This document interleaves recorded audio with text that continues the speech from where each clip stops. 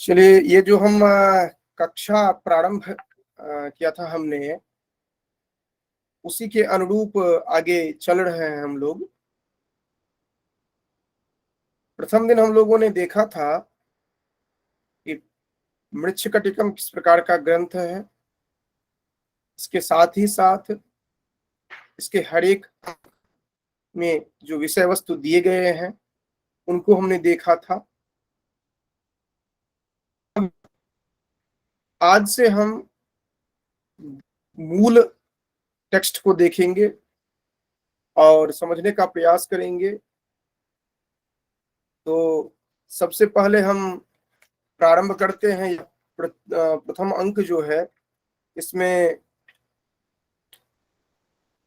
प्रयास करते हैं कि इनको समझा जाए और इसके साथ साथ इसका जो विषय वस्तु है इनको हम ध्यान देंगे। तो शुरू करते हैं। यह मंगलाचरण जो दिया गया है वह पथ्यावक्त्र वक्र वृत्त जो है उसमें दिया गया है। थोड़ा सा अपरिचित है, इसको आप सामान्य रूप से करके देखिए। पर्यंक ग्रंथि बंध द्विगुणित भुजगाश्लेष संहित जानु अंतर प्राणावरोध व्युपरत सकल ज्ञानेन्द्रियस्य आत्मान्यात्मानमेवभ्यपकरण पश्यतस्तत्त्वदृष्ट्या शंभोर्वक्पवतु शून्यै क्षण ब्रह्मलग्न समाधि। देखिए, जिस तरह पाठ विषय वस्तु है ग्रंथ का, उसी के अनुरूप यहाँ जो मंगलाचरण है वह भी प्रस्तुत किया गया है। इसको क्रम से देखेंगे, एक एक पंक्ति दिया गया है। पर्यंक ग्रंथि बंधत क्लेश संवीत जानु। कह रहे हैं क्योंकि यह जो भगवान शिव हैं उनके संदर्भ में कहा जा रहा है, जो कि पर्यंक जो योगबंध है, योगासन है, उसमें संधि स्थल पर बांधने वाले जो द्विगुणित सर्प के लपेटने के कारण जिनके जानु जो है अर्थात घुटना जो है जो बंधे हुए हैं, की बात की जा रही है। पर्यंकस्य योगासन ग्रंथ को अगर देखें आप तो पर्यंकस्य योगासन विशेषस्य ग्रंथे रचनम तस्य बंधेन द्विगुणितः यह भुजगः तस्य आश्लेषेण नाम परिवेष्टनेन संवीते संवीते नाम बद्धे जानुनी तद जानुद्वयम यस्य। कह रहे हैं जो कि पर्यंक योगासन विशेष जो है उस ग्रंथि के रचना के कारण जिनके दोनों जानु जो है वह सर्प से बंधे हुए हैं, परिवेष्टित हैं, इस तरह के जो भगवान शिव हैं। अंतः प्राणावरोध, दूसरा है अंतः प्राणावरोध व्युपरत सकल ज्ञान रुद्धेन्द्रियस्य। अंतः नाम शरीराभ्यंतरे, शरीर के आभ्यंतर में, शरीर के अंतर्भाग में प्राणावरोध, प्राणानाम अवरोधेन, प्राणानाम नाम प्राणादिवायूनाम, प्राणानाम नाम प्राणादिवायूनाम अवरोधेन, अवरोधेन नाम निरोधेन, उसको रोकने के कारण, प्राण वायु को रोकने के कारण प्राणावरोधेन व्युपरत सकल ज्ञानानि, व्युपरत सकज्ञानानि नाम विपरतम नाम निवृत्तम। निवृत्तम नाम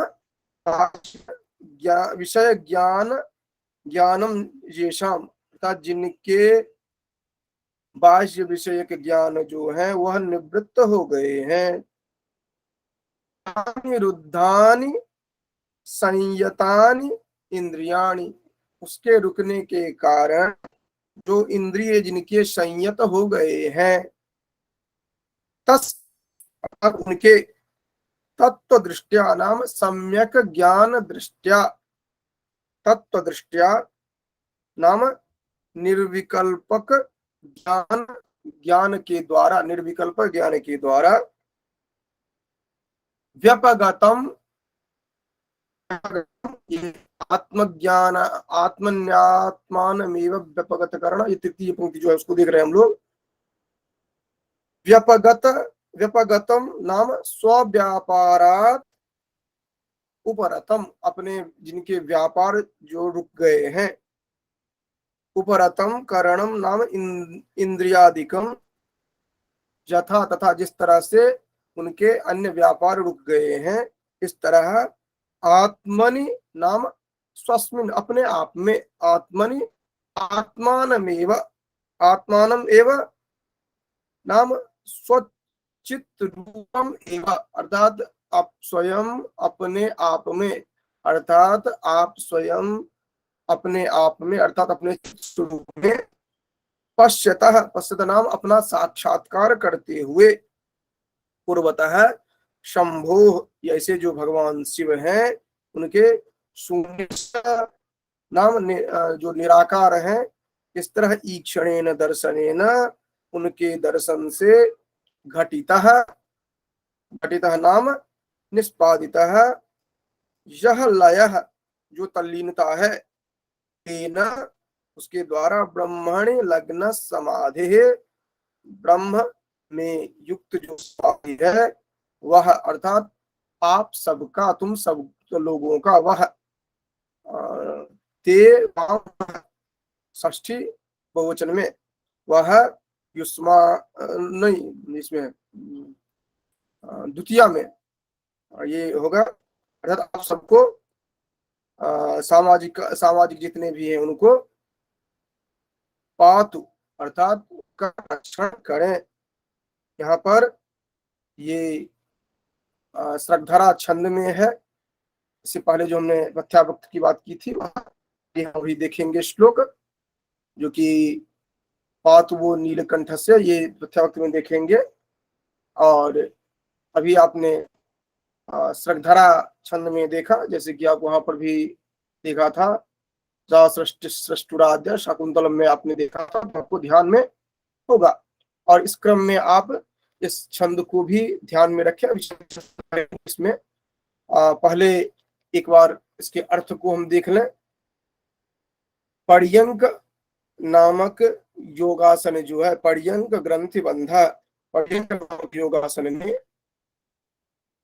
उस बंध में संधि स्थल पर बांधने से द्विगुणित जो लपेटा गया है, द्विगुणित भुजगाश्लेष संबीत जानु, जानु में जो इनके बंधे हुए हैं, द्विगुणित सर्प के आलिंगन से, द्विगुणित सर्प के बंधन से, अंत प्राणावरोध, इस तरह के जो शिव है, अंत प्राणावरोध है, और योग प्राण वायु को जिन्होंने भीतर ही भीतर रोक दिया है, जिसके कारण समस्त इंद्रियां जो है वह ज्ञान से विरत हो गई है। इस तरह आत्मन्यात्मानमेव व्यपगत कारण पश्यतस्तत्व दृष्टिया, यथार्थ ज्ञान के द्वारा इंद्रिय व्यापार निरोध अपने भीतर कर लिया है, आत्मदर्शन कर लिया है। इस तरह वह शिव जो है, उनकी जो निराकार ब्रह्म दर्शन में होने वाली जो एकाग्रता है, लय के कारण जो यह एकाग्रता हुई है, वह आप सभी का, जो भी सभासद हैं, जितने भी यहाँ पर सामाजिक हैं, उनका रक्षण करें। यह जो है श्रद्धरा छंद में है, ठीक। सृगधरा वृत्त में है। और इस तरह आपने इससे पहले भी देखा है, सृगधरा वृत्त में शाकुंतलम प्रसिद्ध ग्रंथ है, उसके मंगलाचरण देखा है। तो जैसे वहां पर आपको लय दिखता है, उसी तरह यहाँ भी लय दिखता है। जैसे वहां पर है या वहति विधिभूतम या वीर्या च होत्री, इसी तरह यहाँ पर देखिए पारियंक ग्रंथे बंध द्विगुणत भुजग श्लेष संवीत जानो अंतर्वा प्राणावरोध विपरत सकल ज्ञानेन्द्रियस्य आत्मन्यात्मानमेव व्यपगतकरण पश्य तत्त्वदृष्ट्या शून्ये क्षण घटितलय ब्रह्मलग्न समाधि। अब लक्षण क्या है इसका? तो लक्षण भी आपने पढ़ा है, सृगधरा छंद का, सृगधरा वृत्त का आपने लक्षण देखा है। वह लक्षण को एक बार फिर से हम ध्यान में रख लें तो फिर म्रभ्नैर्यानाम क्रमेण त्रिमुनियतियुता श्रद्धा कीर्तियम्। म्रभ्नैर्यानाम, म्रभ्नैर्यानाम जब कहा गया तो आप सहज रूप से ध्यान कर सकते हैं। एक एक अक्षर जो है वह गण को बता रहा है। म्र, म्र कहा गया है तो मगण और ड़गण। म्रभ्न कहा गया है तो भ न, म्रभ्नैर्यानाम म्र। तो अब देखिए इसमें कैसे हो रहा है, पर्यंक ग्रंथे, तो प जो है वह है तो लघु, लेकिन आगे पर्य य ऊपर में जो रेफ है उसके कारण ये हो गया गुरु, क्योंकि संयुक्ताक्षर हो गया आगे वाले में, तो प हो गया गुरु। और य जो है वह अपने आप में तो लघु है, लेकिन आगे क जो है, न का संयुक्त जो है उसके कारण गुरु हो गया। तो प य क ये तीनों गुरु हो गए। और अगर सर्व गुरु हैं तो आप जानते हैं जो कि मगन हो जाएंगे। तो और फिर अब आगे क्या है, म्र, तो म के बाद र होना चाहिए। तो इसमें देखिए क्या है, ग्रंथि ब, ये तीन को देखना है, तीन तीन होते हैं। तो ग्रंथि ग्र वाला जो है वह अपने आप में तो क्या है, लघु है।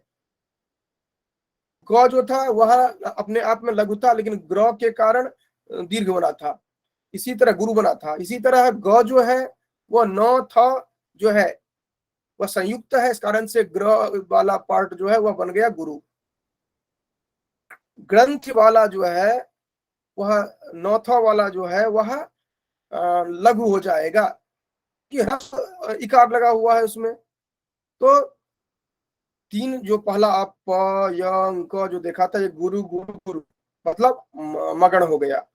फिर ग थ और ब जो है इसको आपने किस तरह से देखा, जो यह हो गया गुरु लघु गुरु, क्योंकि ब जो है गुरु हो जाएगा क्योंकि आगे संयुक्त है। फिर अर्थात संयुक्ताक्षर अगर है तो उससे पूर्व वाला लघु हो या गुरु, आप उसको गुरु कहते हैं, ध्यान रखिएगा। तो गुरु लघु गुरु कौन सा गण हुआ, तो आप जानते हैं जो कि यरता जानति लाघवम, अर्थात मध्य में लघु अगर है, दोनों तरफ गुरु है तो रगर है। तो म्र हमने कहा था म, तो म्र हो गया। और उसके बाद इसी तरह आप क्रम से लीजिएगा, ये आपके लिए होमवर्क है। भन, भगण और नगण होगा, उसके बाद यगण, उसके बाद यगण होगा 3, इस तरह का एक क्रम होगा इसका।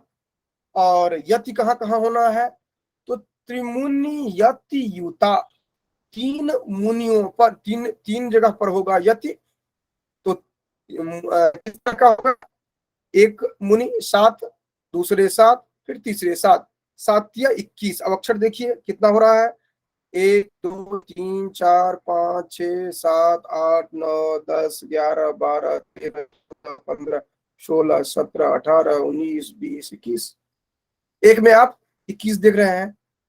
तो इसमें प्रत्येक पंक्ति में 21 अक्षर होंगे और 21 में से 7 पर यति विराम होता है। यति किसको कहते हैं? जहां पर जिह्वा विराम लेती है, तो यति हुआ वह, तो 7वें अक्षर होगा। तो पर्यंक ग्रंथि बंध, यहाँ रुकते हैं ना हम, तो देखिए प 1 2 3 4 5 6 7 ध पर आकर के यति होना है। पर्यंक ग्रंथि बंध, फिर द्विगुणित भुजगा 1 2 3 4 5 6 7, बिल्कुल फिक्स है। अगर इससे कहीं इधर उधर हो रहा है तो आप अशुद्ध पढ़ रहे हैं। ठीक, इसी तरह आगे देखेंगे। प्राणावरोध विपरत सकल ज्ञान प्राणावरोध 1 2 3 4 5 6 7, फिर 1 2 3 4 5 6 7 सकल आकर के ये हो जाएगा। मतलब आप छंद का लक्षण जो है वो याद रखें, और मैं प्रयास यही करूंगा कि जो छंद आ रहा है उसी को वहीं पर क्लियर करें, क्योंकि छंद के पढ़ने के दो तरह से हम देखते हैं। एक तो नियम किया है जो कि हम एक क्रम से पूरा छंद देख लेते हैं, उनका लक्षण देखते हैं, उनका उदाहरण देखते हैं। लेकिन होता क्या है कि जब आप ग्रंथ में आप देखना प्रारंभ करते हैं तो आपको याद रहता है। अब आपको हमेशा याद रहेगा जो कि इसमें मृच्छकटिकम का मंगलाचरण जो है श्रद्धा छंद में है, शाकुंतलम का जो है श्रद्धा छंद में है। लक्षण क्या है? मृदनेड़ियाणाम क्रमेण त्रमुनि यत्युता श्रद्धरा कीर्तितेयम। कितने अक्षर होते हैं एक पाद पे? तो 21 अक्षर होंगे। यति कहां पर होगा? 7 पर होना है। तो ये आप ध्यान में आराम से रख सकते हैं। ठीक है, इसके साथ साथ जो और आपको ध्यान में रखना होगा वह, हाँ, तो ये प्रथम जो है इसको आपने ध्यान में रखा। आगे चलते हैं हम। हाँ, इसमें इतना है आपके लिए, इसकी अतिरिक्त की आवश्यकता नहीं है। आगे चलते हैं। हमने जो कहा था एक अपरिचित छंद, अपरिचित क्या, वह भी आप बहुत बार पढ़े हैं लेकिन सामान्य रूप से आप नहीं देखते हैं, तो वह आगे हम देखते हैं। पातुवो अपिच पातुवो नीलकंठस्य कंठस्यामां बुधोप बुधो स्थानां बुधोपम गौरी भुजलता जत्र विद्युल्लेखेव राजते। पातु वो नीलकंठ पातु वो नीलकंठस्य कंठस्यामां बुधोपमः गौरी भुजलता जत्र विद्युल्लेखेव राजते। अब ये दूसरा जो है यह भी मंगलाचरण में ही है, कारण कि ये पातु वो नीलकंठस्य, नीलकंठस्य नील वर्ण के जो है, अम्बुदः नाम जलदः, अम्बुदः नाम जलदः, ये जो मेघ है उनके सदृश जो है।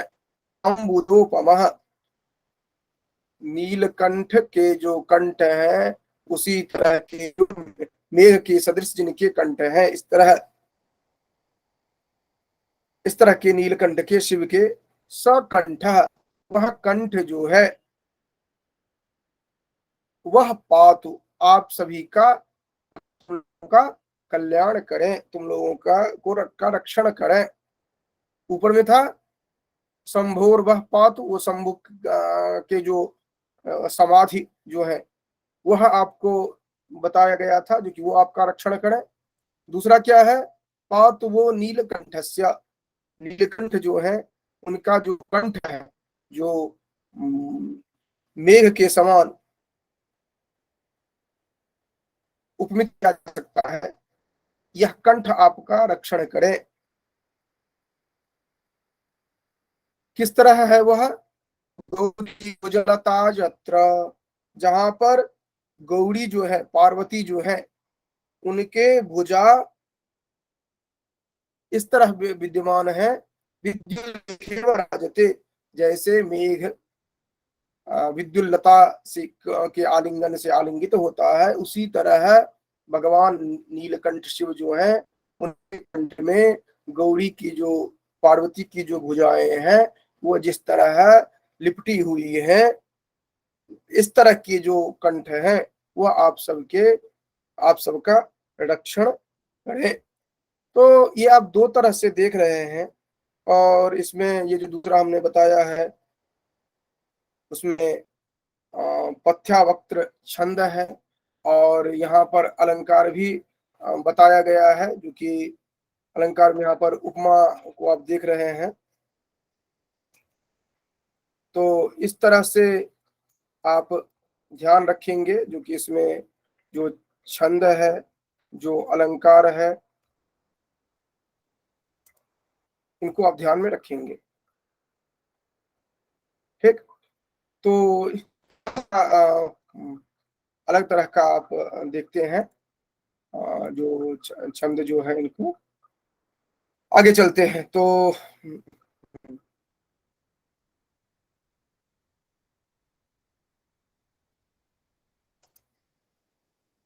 ठीक, तो इस तरह हमने दोनों मंगलाचरणों को देखा। अब प्रश्न एक और उठता है, जो कि इसमें दो मंगलाचरण जो दिए गए हैं उसका क्या हो सकता है, क्यों दिया गया है, इस तरह का एक प्रश्न उठ सकता है इसमें। तो इसके लिए आप जो कथानक जो यहाँ पर है, उन कथानकों को अगर आप ध्यान में दें तो आपको समझ में आ जाता है, जो कि यहाँ पर क्यों इस तरह दिया गया है, ये आपको स्पष्ट हो जाता है। क्योंकि कथानक में आप इसी तरह का देखते हैं, जिसमें कि आगे चल करके हम लोग देखेंगे, जो एक तरह तो समाधि की बात होगी, अर्थात नैष्ठिक आचरण की बात होगी, और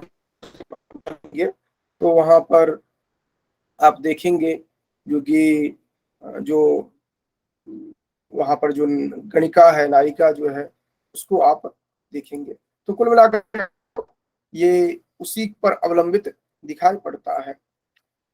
तो उम्मीद है जो कि यहाँ तक आप लोगों ने समझ लिया होगा, और जो कि आगे हम आपको समझा सकें, जो कि जो विषय वस्तु है इसमें एक जो चर्चा बाकी रह गया है, उसकी हम देख लेते हैं। एक मिनट।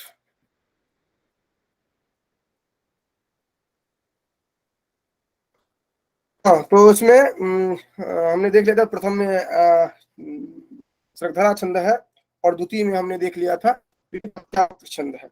अब ये मैं बार बार कह रहा था कि पथ्यावक्त्र थोड़ा सा अलग तरह का है, इसको आप देख लीजिए।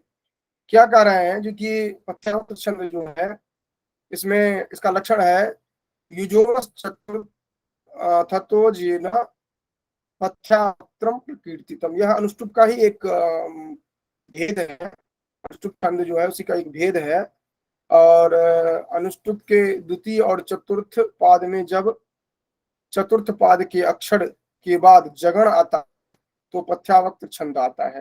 अर्थात इसका ये है कि एक अनुष्टुप का ही यह एक भेद है, और अनुष्टुप के द्वितीय एवं चतुर्थ पाद में जब चतुर्थ वर्ण के बाद जगण जगण आता है, ठीक है, अर्थात के द्वितीय एवं चतुर्थ पाद में जब चतुर्थ वर्ण के बाद जगण आता है, तो इसमें वह पथ्यावक्त्र कहा जाता है। युजोस चतुर्थतो येन पथ्यावक्त्रम प्रकीर्तितम। युजोस चतुर्थतो येन पथ्यावक्त्रम प्रकीर्तितम। जेना है, जकार है, ध्यान रखेंगे। तो ये युजोस चतुर्थतो येन पथ्यावक्त्रम प्रकीर्तितम। आप नहीं आता है तो आपको ध्यान ये रखना है, जो कि इसमें चार जो हम पाद देखते हैं, प्रत्येक में देखते हैं, तो अनुष्टुप छंद में भी हम इस तरह देखते हैं। तो अनुष्टुप में द्वितीय और चतुर्थ में चतुर्थ वर्ण जो होगा, अर्थात द्वितीय का चतुर्थ वर्ण और चतुर्थ का चतुर्थ वर्ण वहां पर आता है चतुर्थ के बाद, तो उसको प्रत्यावर्त छंद कहते हैं। और इस तरह इसमें जो जिस तरह बनता है, अर्थात यहाँ पर आप इस तरह समझ सकते हैं, अनुष्टुप छंद में 4 पाद होते हैं, प्रत्येक में 8 वर्ण होते हैं, ये आप जानते हैं। उस 8 वर्णों में पंचम वर्ण लघु और छठा वर्ण जो होता है गुरु होता है। आप जाते हैं श्लोके षष्ठम गुरु ज्ञेयम सर्वत्र लघु पंचमम द्विचतुप्पादयोर ह्रस्वम सप्तमम दीर्घमन्यो, ये सामान्य है नियम अनुष्टुप छंद का।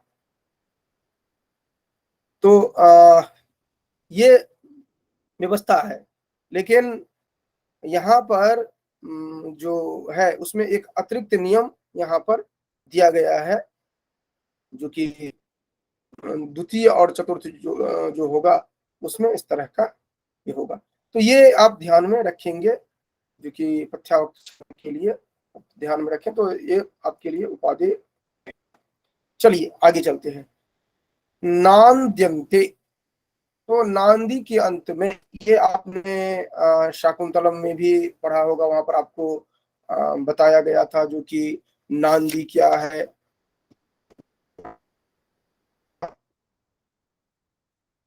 और इसका लक्षण वहां भी देखा था, यद्यपि फिर भी हम लोग एक बार सामान्य रूप से समझ लेते हैं, क्योंकि जब विषय वस्तु को देखते हैं तो आगे भी ध्यान में रहे इस दृष्टि से। तो कह रहे हैं जो कि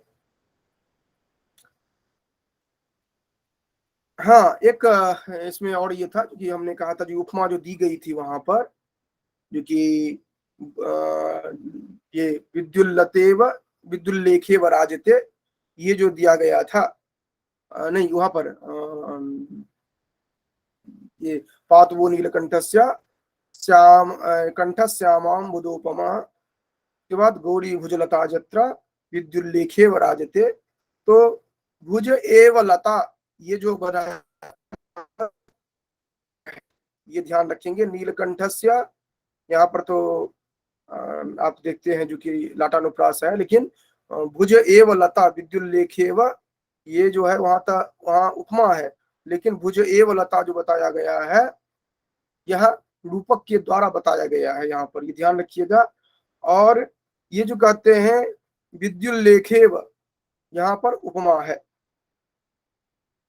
तो इस दृष्टि से अगर पूरा कहा जाए इस श्लोक में कौन सा अलंकार है, तो आपने यहाँ पर उपमा को भी देखा, यहाँ पर आपने रूपक को भी देखा।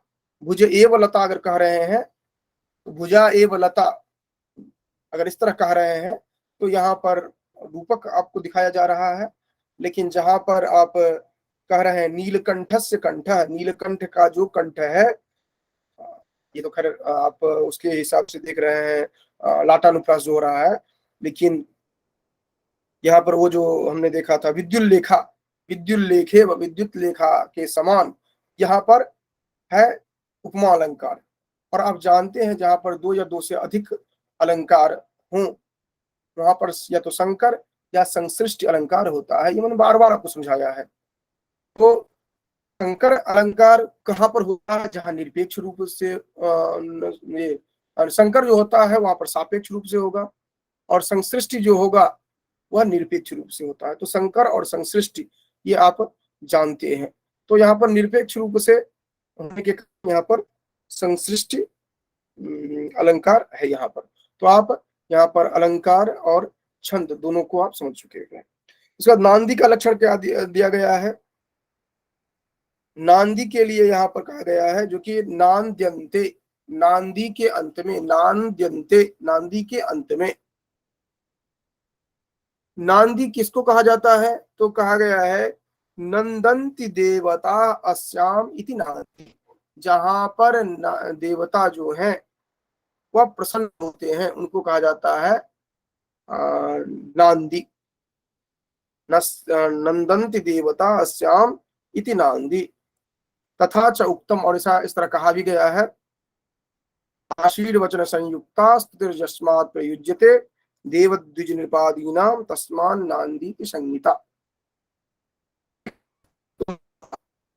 आशीर्वचन से युक्त होगा, जहां पर स्तुति आदि की जाएगी। किस किस की स्तुति हो सकती है? तो देव, द्विज और नृप आदि आदि पद से और भी लिए जा सकते हैं। और इसको इस तरह भी कहा जाता है, जो कि आशीर्वचन संयुक्त श्लोक काव्यार्थ सूचक नांदी कथ्यते प्राज्ञ, ऐसा भी कहा गया है। यह नांदी जो है यहाँ पर जो दिया गया है नांदी, वह अष्टपदात्मिका नांदी है, अष्टपदात्मिका नांदी है और पत्रावली नांदी है। ये ध्यान रखिएगा, यहाँ पर जो दिया गया है अष्टपदात्मिका पत्रावली नांदी है। इसका लक्षण अगर देखा जाए तो यह है जस्याम बीजस्य विन्यासोश्च विधेयस्य वस्तुनः श्लेषेण वा पत्रावली सा। कह रहे हैं जस्याम बीजस्य विन्यासो, जहाँ पर बीज का विन्यास किया जाता है और अविधेय वस्तु को दिखाया जाता है। श्लेष या समासोक्ति के द्वारा बताया जाता है। इस तरह की नांदी जो है वह पत्रावली नांदी कही जाती है। तो यहाँ कहते हैं नांदी के पश्चात अलम अनेन परिषद कुतूहल विमर्दकारिणा परिश्रमेण। अब यहां से प्रारंभ होता है, कह रहे हैं जो कि अलम अनेन, कह रहे इससे बस करो अब है। तो आप व्याकरणिक दृष्टि से आप ध्यान रखिएगा, क्योंकि अलम का प्रयोग कहां कहां होता है। अलम विषादेन, अलम जल्पनेन, अलम कथनेन, अलम परिश्रमेण। वहां पर है ना रघुवंश में, अलम महीपाल तवश्रमेण, अलम महीपाल तवश्रमेण प्रयुक्तमप्यश्रमितो वृथा स्यात् न पादपोन्मूलन शक्तिरंग। अलम परिश्रमेण, इसी तरह अलम अनेन, तो सूत्र ध्यान में रखिएगा, क्योंकि तो अलम अनेन परिषद कुतूहल विमर्दकारिणा, और जो सभ्य जन जो है उनके कुतूहल में बाधा डालने वाले जो ये परिश्रम है, इससे अब बस करो, अर्थात मंगलाचरण बहुत हो गया।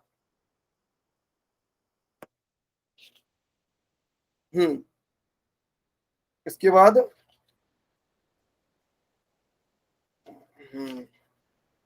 कर हैं एवं अहम आड़ी मिश्रान प्रणिपत्य विज्ञापयामि यदिदं वयं मृच्छकटिकं प्रकरणं प्रयोक्तुं व्यवसिता एतत् कविः किल।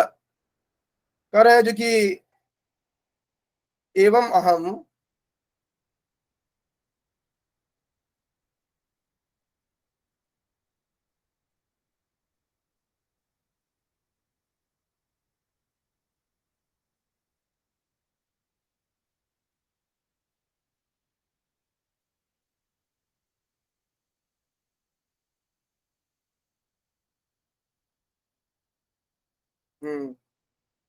कह रहे हैं एवं अहम आड़िमिश्रान प्रणिपत्य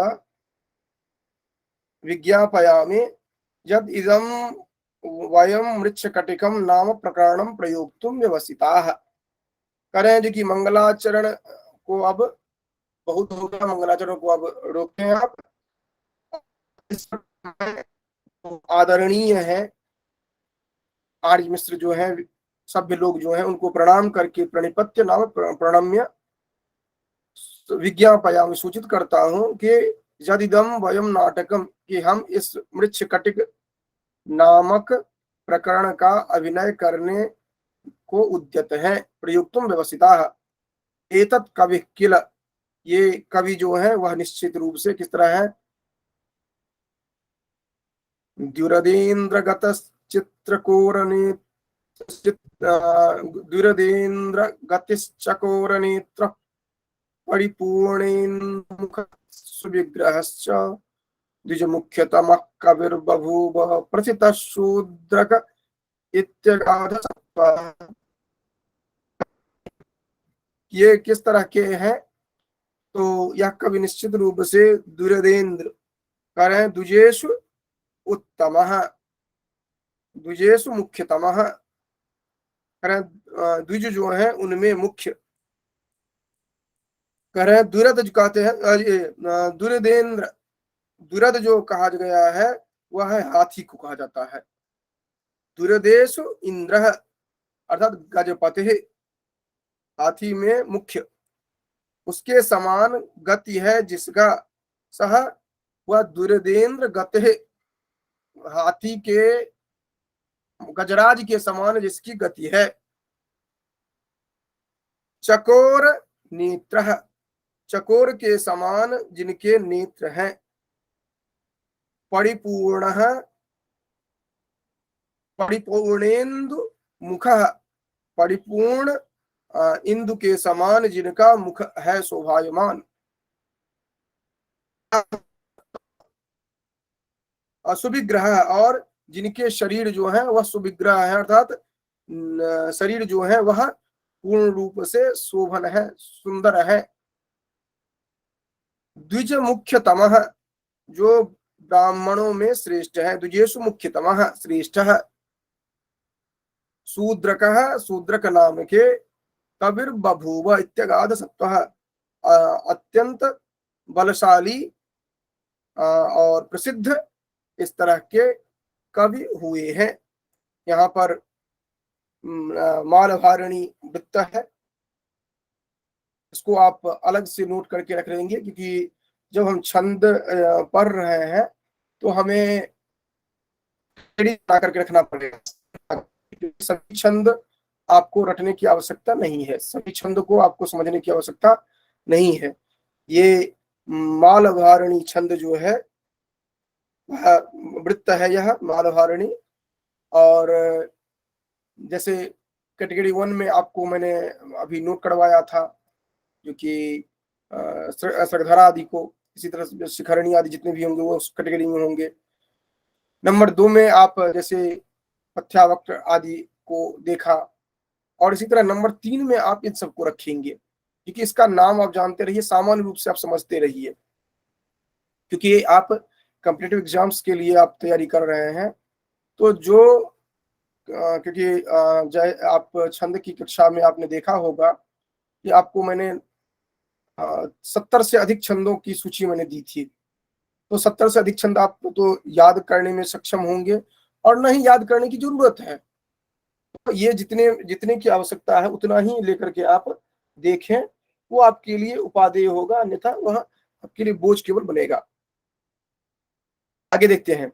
ऋग्वेदम सामवेदम गणितमथ कलाम वैशिकीम हस्त शिक्षाम व्यपगत तिमिरे चक्षुषी चोपलभ्य राजानं वीक्ष्य पुत्रं परम समुदयेनाश्वमेधेन चेष्ट्वा लब्ध्वा चायुष्शताब्दं 10 दिन सहितं शूद्रकोऽग्निं प्रविष्टः। कह रहे हैं जो कि ये जो ऋग्वेद, सामवेद, गणित, कला आदि जो है, इन सब का की शिक्षा प्राप्त करके यह भगवान शिव की कृपा से अज्ञान रूपी अंधकार से मुक्त होकर ज्ञान चक्षु को प्राप्त करके पुत्र को राजा के रूप में देखकर परम उन्नति करने वाले अश्वमेध के 100 वर्ष और 10 दिन की आयु पा करके शूद्रक जो है वह अग्नि में प्रवेश हो गए। देखिए एक बात यहाँ पर ध्यान रखिएगा, एक बहुत प्रश्न उठता है, जो कि यह ग्रंथ तो लिख रहे हैं शूद्रक। अब आप कहेंगे जो कि यहाँ पर तो नाटक चल रहा है ना, नाटक में जो नट है वो बता रहा है, जो कि जदिदम वयम मृच्छकटिक नाम ना प्रकरणम प्रयोक्तुम व्यवसिता एतत् कवि किल, और कवि का परिचय दिया जा रहा है। तो प्रश्न उठता है कि कवि कौन है? शूद्रक है। ग्रंथ लिख कौन रहा है? शूद्रक लिख रहा है। परिचय किसका दिया जा रहा है? शूद्रक का दिया जा रहा है। लब्धा चायु शताब्दम 10 दिन सहितम शूद्र को अग्निम प्रविष्टा। इसको कैसे जस्टिफाई करेंगे, ये आप जस्टिफाई करिए। जो जब वो मर ही गया 100 वर्ष और 10 दिन पूरा करके वह मर गया, को अग्नि प्रविष्टा, वह अग्नि में प्रवेश कर गए। चाहे जो भी रही हो बात, क्योंकि सामान्य रूप से ऐसा भी होता है कहीं पर हम शास्त्रार्थ करते हैं और शर्त लगाते हैं, नहीं होगा तो जो जो हारेगा वह अपना जीवन अंत करेगा, इस तरह का अग्नि में प्रवेश करेगा, इस तरह के शर्त लगते रहे हैं, जो आप कुमारी लाल के संदर्भ में भी आप सुनते हैं इस तरह का। यहाँ पर जो कहा जा रहा है हमें उससे समस्या नहीं है जो कि उन्होंने अग्नि में प्रवेश किया या क्या हुआ। ये हो रहा है कि अगर इन्होंने कर लिया तो आगे कौन लिख रहा है। अभी तो प्रथम अंक ही चल रहा है, 10 अंक तो आगे बचा हुआ है। तो ये किसने ये दिया है, तो एक ये प्रश्न है, इसको अंडरलाइन करके आप रख लेंगे कि ये 100 वर्ष 10 दिन की आयु पा करके शूद्रक अग्नि में प्रविष्ट हो गया। ये एक यहाँ पर प्रश्न बन रहा है।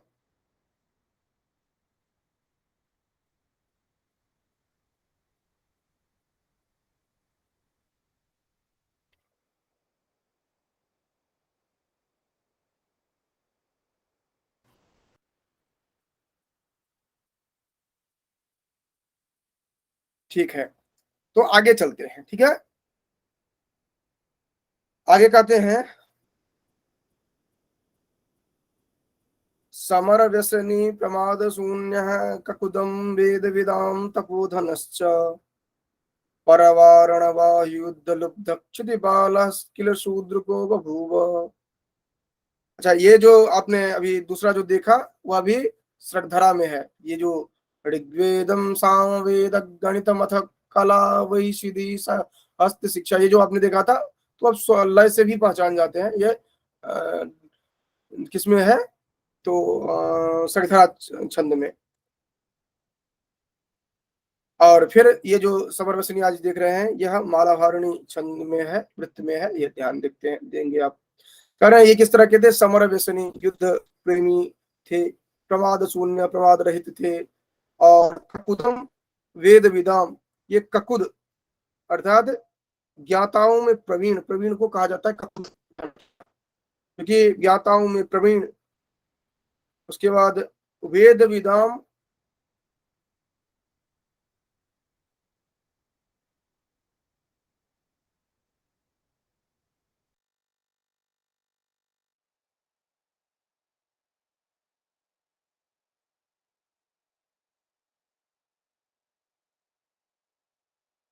ये ऊपर वाला जो था उसमें था ऋग्वेद सामवेद गणित कलाओं नाट्य शास्त्र हस्त संचालन वैशिकी। देखो ऋग्वेदम ऋग्वेद का, सामवेदम सामवेद का, गणित का, कला का अर्थात चतुष्ट कला जो है, वैशिकीम, वैशिकीम नाट्य शास्त्र अंडरलाइन कर लेंगे, वैशिकीम नाट्य शास्त्र का, और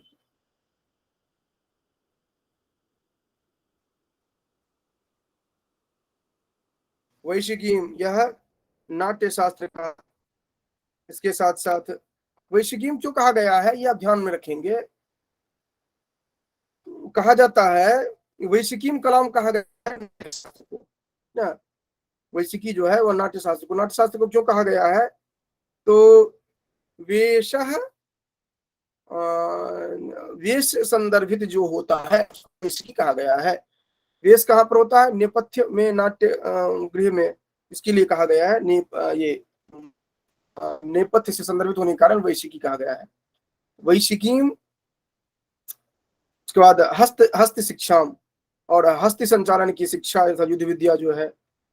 सर्व प्रसादात, सर्व, सर्व का अर्थ होता है भगवान शिव, सर्व प्रसादात, भगवान शिव जो है वो है सर्व रुद्र, आप तो व्याकरण में पढ़े हुए हैं, सर्व रुद्र मृड आदि जो दिया है सर्व, यहाँ पर शिव, शिव की कृपा से सर्व प्रसादात व्यपगत तिमिरे, वह तिमिर जो है अंधकार जो है उसको दूर करके चक्षुषी चोपलभ्य, चक्षुषी द्विवचन में है, ध्यान रखिएगा, दोनों आंखों ज्ञान चक्षु को प्राप्त करके, राजानम वीक्ष्य पुत्रम, अपने बेटे को राजा परम समुदयेन, उसके बाद परम उन्नति वाला जो है, अश्वमेधेन चेष्ट्वा, अश्वमेध च इष्ट्वा, इष्ट्वा मतलब करके, यज्ञ करके, लब्ध्वा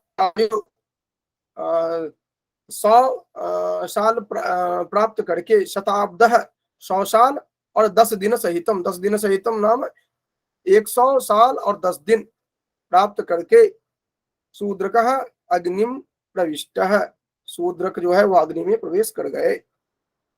तो अब यह युद्ध प्रेमी, प्रमाद रहित, वेदों के ज्ञाता, प्रवीण और तपस्वी,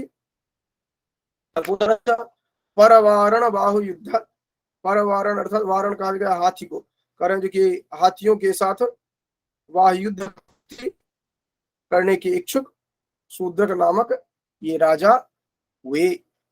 तो यहाँ तक आपने समझ लिया। इसके बाद आगे हम देखते हैं,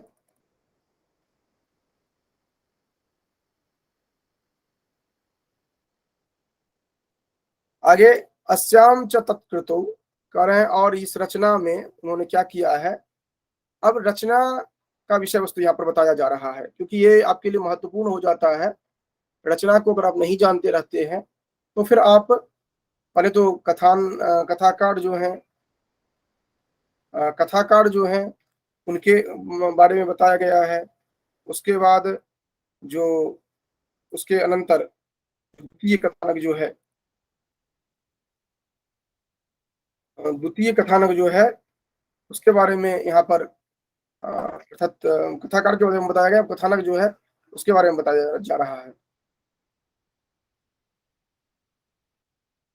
ये है अवंतिपुर्यां द्विज सार्थबाहो युवा दरिद्र किल चारु दत्ता गुणानुरक्ता गणिका च जस्य वसंत शोभेव वसंत सेना, अंडरलाइन कर लेंगे, वसंत शोभेव वसंत सेना, ये श्लोक कर है। अवंतिपुर्यां द्विज सार्थवाह, यहाँ पर ये महत्वपूर्ण श्लोक है और उपेंद्र में है, ये ध्यान रखिएगा। ये जो श्लोक है वह उपेंद्र वज्रा छंद में है, और छंद का लक्षण भी हम बताएंगे आगे। अवंतिपुर्यां द्विज सार्थबाहो युवा दरिद्र किल चारु दत्तः गुणानुरक्ता गणिका च जस्य वसंत शोभेव वसंत सेना।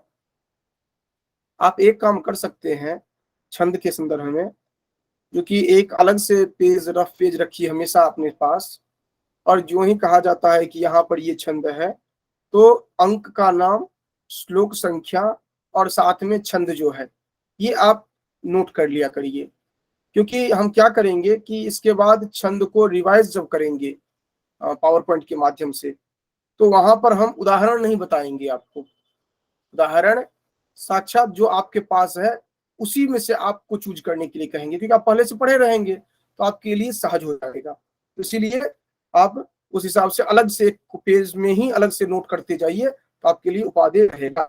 जैसे प्रथम अंक में छठा जो श्लोक है, अवंतिपुर्यां द्विज सार्थवाहो युवा दरिद्र किल चारु गुणानुरक्ता गणिका च जस्य वसंत शोभेव वसंत सेना। अब वसंत सेना कौन थी, तो ये बताया जा रहा है उज्जैनी में पहले व्यापारी, सार्थवाह कहा जाता है व्यापारी को, सार्थवाह जो है पहले सार्थवाह, द्विज सार्थवाह युवा दरिद्र, पहले सार्थवाह किंतु बाद में दरिद्र युवक हो गया। कौन था, चारुदत्त, चारुदत्त था, और उसकी गणिक, उसकी वह किसके गुण पर अनुरक्त हुआ था, गुणानुरक्त पर, सुंदरता और रमणीयता पर जो है वह आसक्त हुआ था, गुणों के कारण उससे गुणानुरक्ता गणिका जस्य, अर्थात जिसके गुणों पर अनुरक्त थी, अर्थात यह नहीं, इसके लिए नहीं कहा जा रहा है वो थी, क्योंकि गुणानुरक्ता किसका विशेषण है?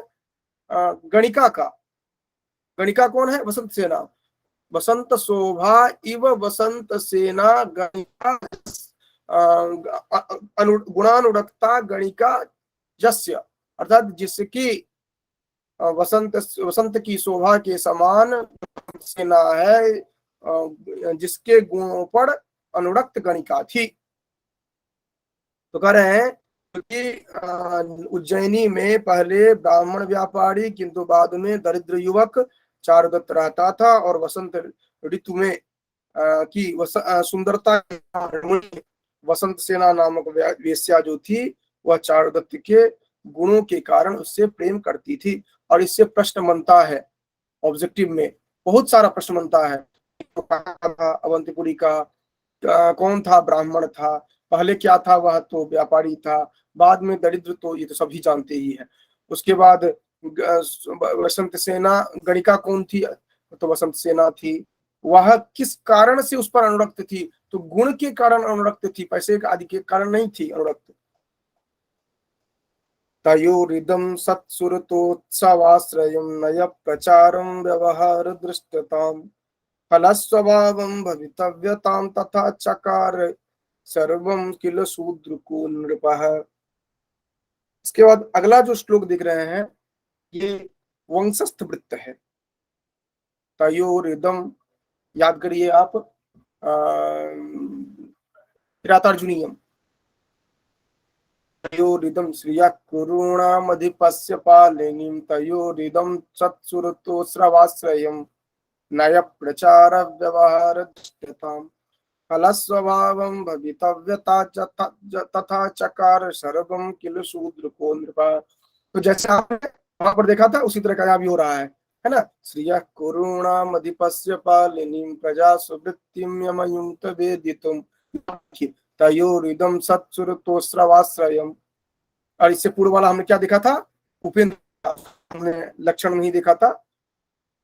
एक तो आपने वहां पर देखते हैं 3 छंद हैं जो आपको थोड़ा कंफ्यूज करवाते हैं, उपेंद्र, इंद्रवज्रा, उपेंद्र वज्रा और उपजाति। ठीक है, तो इन तीनों को एक साथ हम देखेंगे। अभी लक्षण बता दे रहा हूं आपको।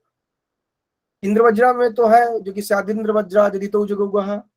उपेंद्र वज्रा में उपेंद्र वज्रा जत जा ततो गौ, जा ता जा और उसके बाद 2 गुड़, जत जास ततो गौ, ये उपेंद्र वज्रा में। और उपेंद्र वज्रा का आपने देखा था यहाँ पर अवंत पूर्यम जो सार्थ बाहो। अब आप हमेशा ध्यान रखिएगा, जो कि अगर उपेंद्र वज्रा आ रहा है तो उदाहरण के लिए वसंत सेना और इसका चारुदत्त की प्रेम कहानी आप एक छंद में आप बता देंगे क्या? अवंत पुर्याम द्विज सार्थवाहो युवा दरिद्र किल चारुदत्त गुणानुरक्ता गणिका च जस्य वसंत शोभे वसंत सेना। अब मान लीजिए आपको कहा जाए कि एक छंद में आप पूरा मृच्छकटिकम के नायक नायिका के बारे में बताइए आप हमें, तो आपको वैसे ध्यान रहेगा। और कौन सा रहेगा? उपेंद्र वज्रा। ठीक है, उपेंद्र वज्रा, उपेंद्र वज्रा, अर्थात यह नायक नायिका दोनों साथ में दिखेंगे उपेंद्र वज्रा छंद से।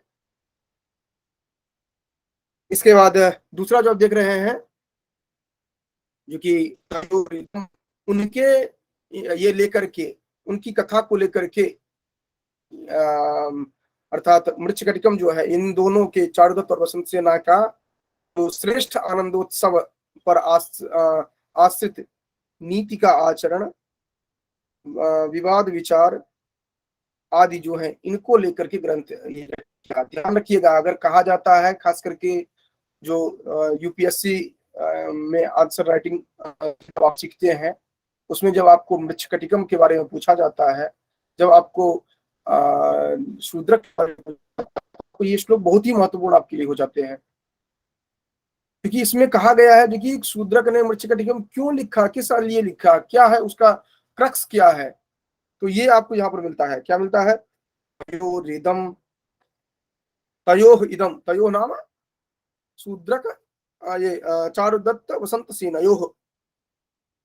अब आप ध्यान रखिएगा, ये समस्त पद जब बनता है तो एक है पुल्लिंग में, एक है स्त्रीलिंग में, ठीक है। तो उसमें आप ध्यान रखिएगा, क्योंकि कौन पहले होगा कौन बाद में होगा, उससे आपको व्याकरण में प्रश्न बनता है। क्योंकि देखिए, आप जब पढ़ते हैं तो सभी को ध्यान में रख करके चलिए। आपने पढ़ा होगा जो कि जिसमें अच होगा क्रम, उसको कहाँ रखते हैं, जिसमें अच अगर इसी तरह का कुछ अपवादात्मक स्थिति जो बनती है उसमें कहाँ पर रखते हैं। तो ये आपको ध्यान में रहना चाहिए, खास करके द्वंद्व समास के संदर्भ में वहां पर आपने पढ़ा था।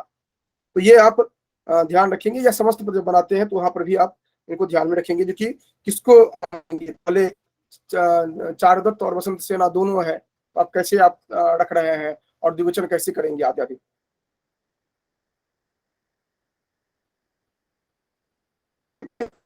वसंत सेना तो आकारांत है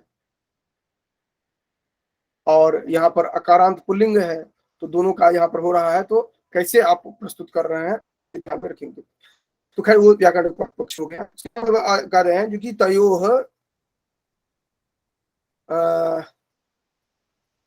सत् सुरतोत्सवाश्रयम, सुरतोत्सवाश्रयम, सत् अर्थात शोभनः, जो व्यवहार अच्छे कार्य हैं।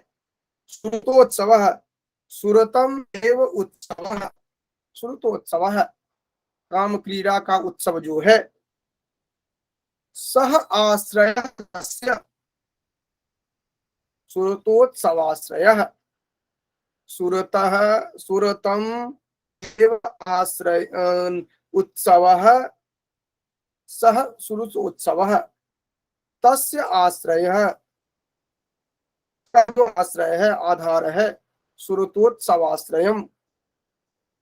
और उससे संदर्भित जो क्या है, नयस्य, नयस्य नाम नीते है, प्रचार, नीति का व्यवहार जो है, इसको इस तरह कह सकते हैं जो कि सुरतोत्सवाश्रयम विषयम नीति व्यवहारम, सुरतोत्सव से संदर्भित जो नीति परक व्यवहार है।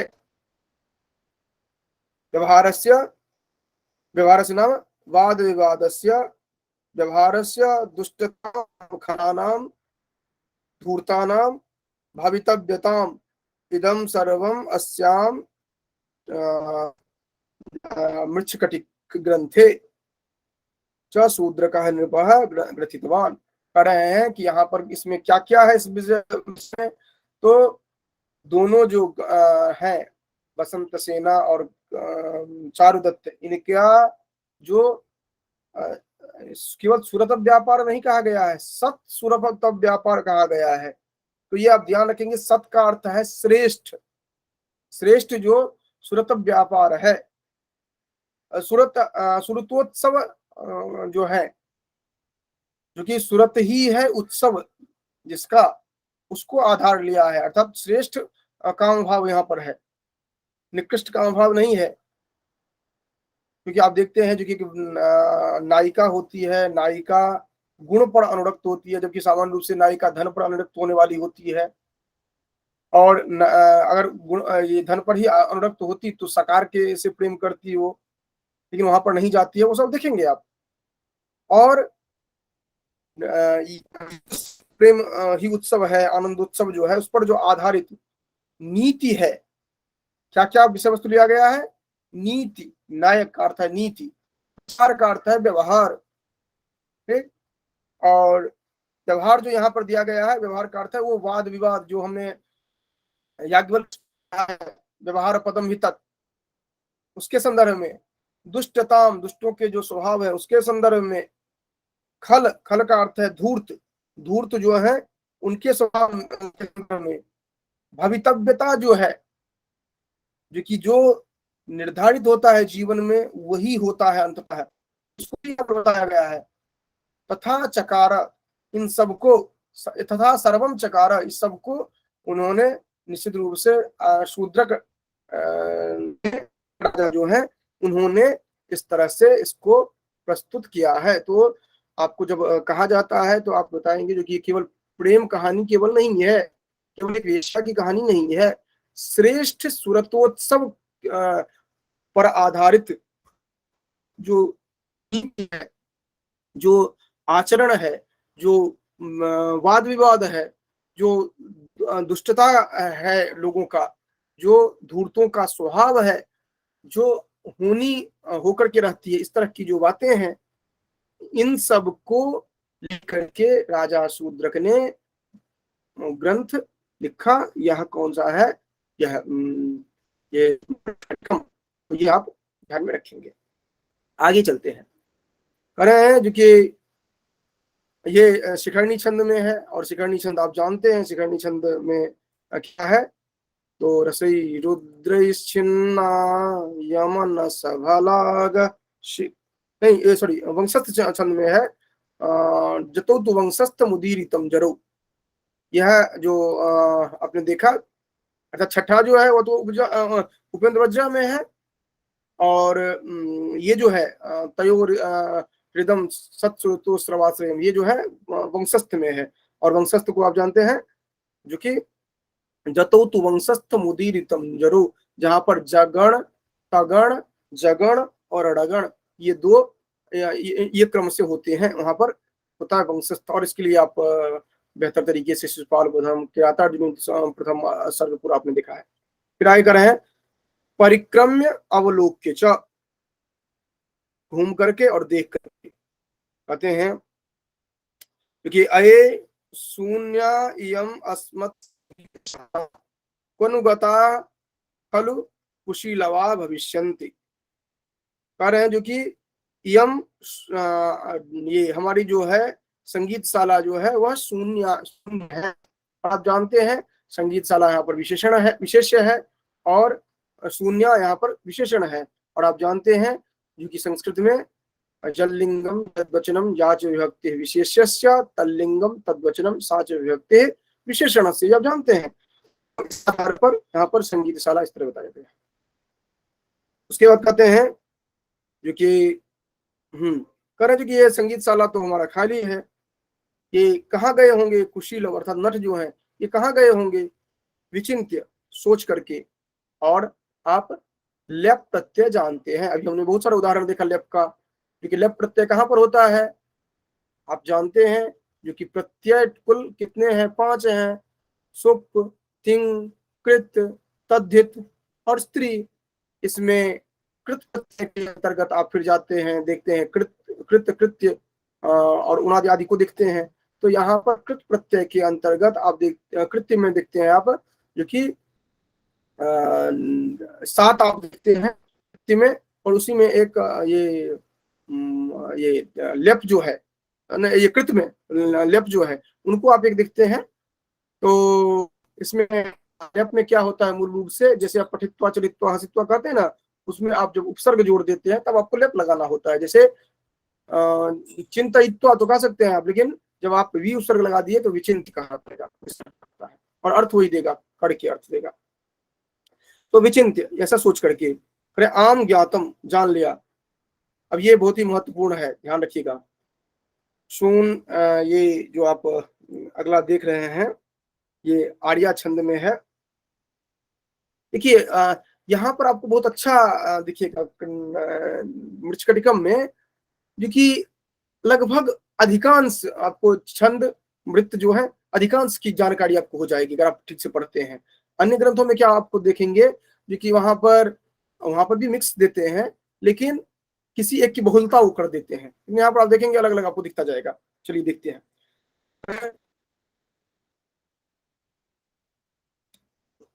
शून्यम शून्यमपुत्रम गृह शून्यमपुत्रस्य गृहं चिरशून्यस्य सन्मित्रम मूर्खस्य दिशः शून्य सर्वं शून्यम दरिद्रस्य। कह रहे हैं जो कि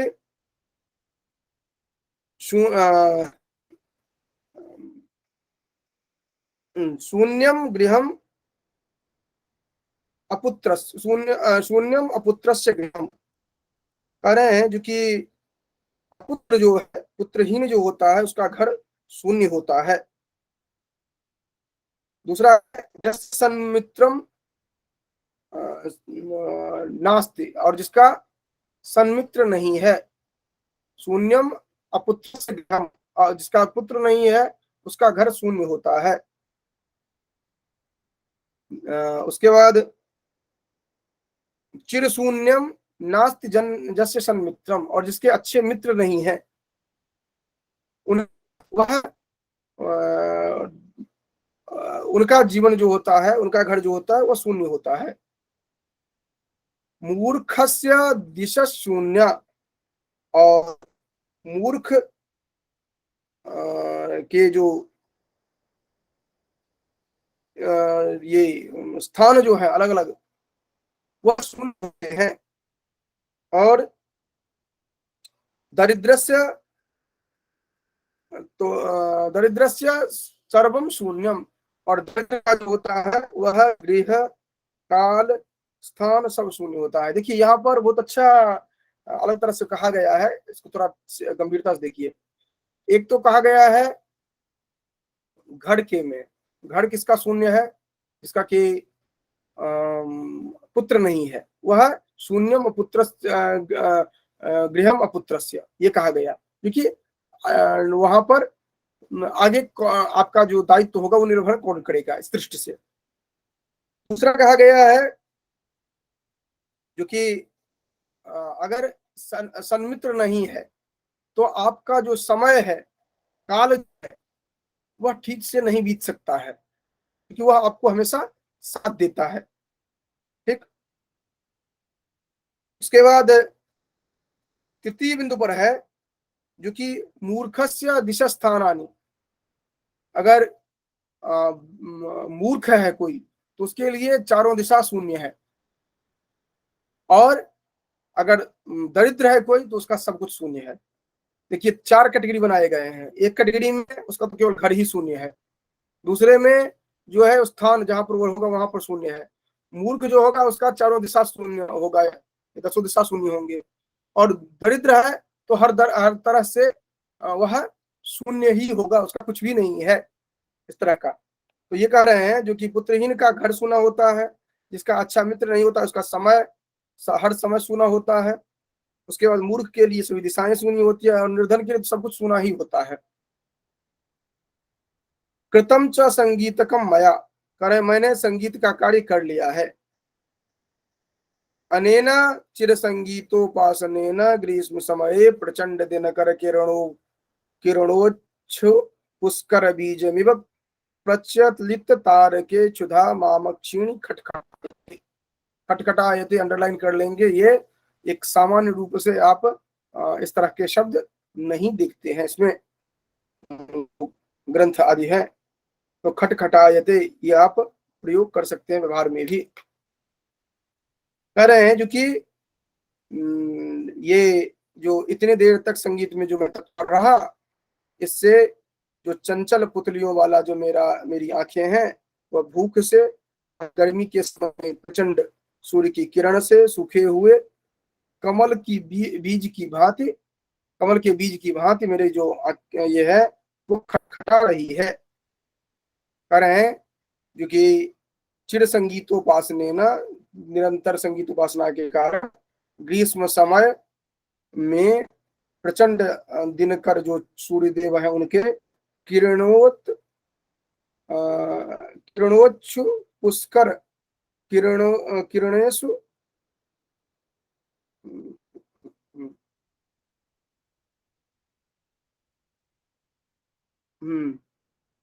किरणोच्छु किरणो किरणो ये शुष्क पुष्कर बीज मिव, सूखे हुए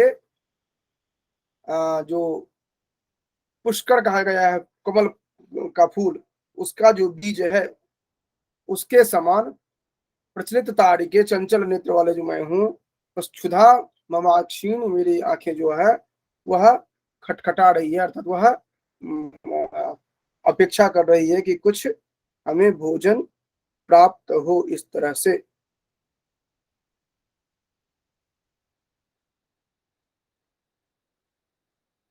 ये जो यहाँ पर जो पद है किरणोत जो दिया गया है ये है किरण उत्सुष्कम, ये है किरण ही उत्सुष्कम, किरणोत्सुष्क। तो खटखटायते तावत गृहणीम आहूय, तब तक मैं अपनी पत्नी को बुला करके पृच्छामि पूछता हूँ, फिर आहूय लय प्रत्यय है, आहूय पृच्छामि पूछता हूँ, अस्ति किंचित प्रातरासो नवेति, प्रातरास जो जलपान के लिए टर्म प्रयोग किया जाता है, कुछ जलपान है या नहीं है, अस्ति किंचित प्रातरासो नवेति, कुछ प्रातरास है या नहीं है। प्रातरास पद भी कैसे बना है, प्रातः काल किया जाने वाला, खाया जाने वाला, प्रातराश। ठीक,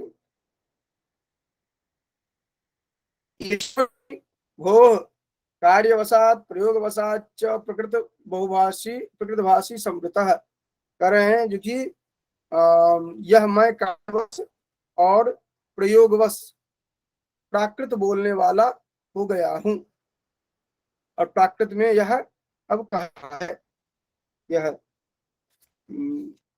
प्राकृत में ये जो दिया गया है आपके ग्रंथ में उसी कारण से दिया गया है। क्या दिया गया है, तो ये मतलब ये जितनी भी बातें हुई है वह यहाँ पर पूरा प्राकृत में यहाँ पर बताया गया है। परिक्रम्य ये हो गया है, उसके बाद है क्योंकि बहुत चिर संगीतोपासनेन सुत्कर भोवोत्सया, हाँ अब कह रहे हैं देखिए, हे भो यहाँ पर आते हैं,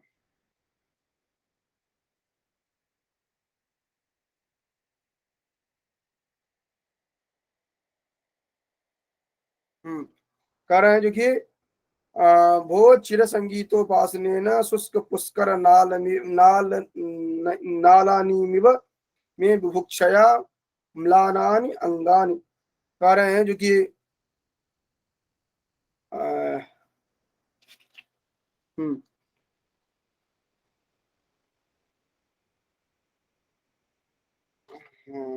हाँ कह रहे हैं जो कि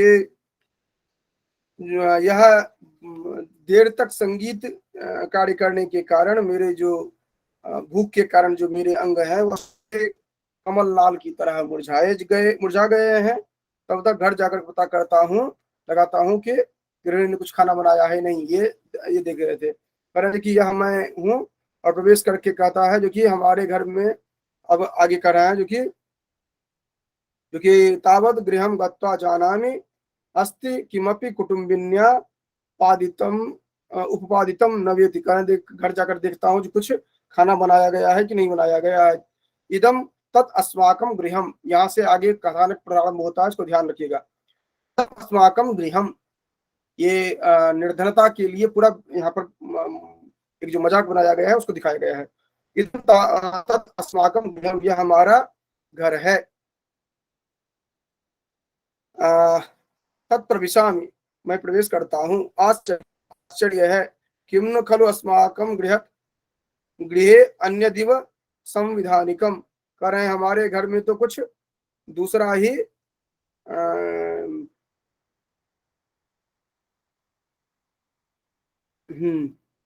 दूसरा ही जो है आयोजन चल रहा है।